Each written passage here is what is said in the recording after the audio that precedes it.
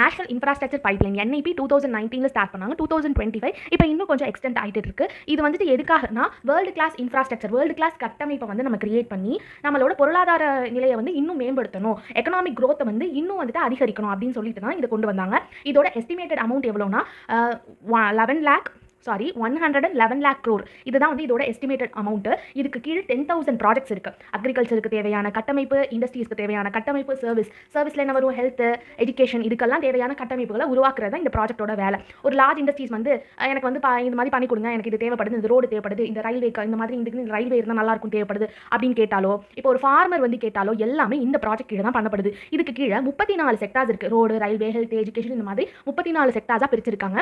இதுக்கு கீழே 16 மினிஸ்ட்ரீஸ் வந்து செயல்பட்டுக்கிட்டு இருக்கு. 16 மினிஸ்ட்ரீஸ் தான் இதுக்குள்ள இருக்கு. இப்போ 3 மினிஸ்ட்ரீஸ் வந்து ஆட் பண்ணியிருக்காங்க. Ministry of rural development, ministry of tourism, MSME, ministry of small medium enterprises அப்படின்ட்டு சொல்லுவாங்க. இது மூணையும் மனப்பாடம் பண்ணிக்கோங்க. இப்போ 19 மினிஸ்ட்ரீஸ் இதுக்கு கீழே இருக்கு. 34 செக்டார்ஸ் வந்துட்டு இருக்கு.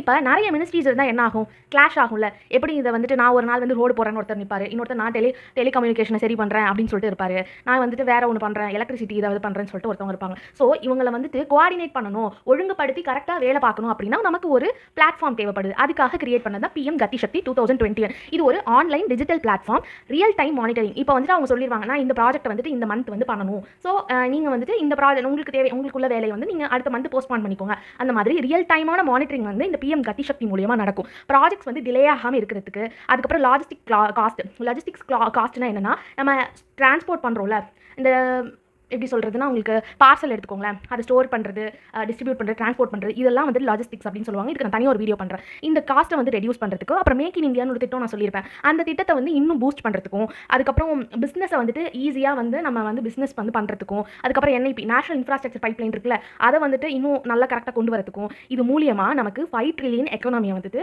கவர்மெண்ட் வந்துட்டு எக்ஸ்பெக்ட் பண்ணுறாங்க. தேங்க்யூ.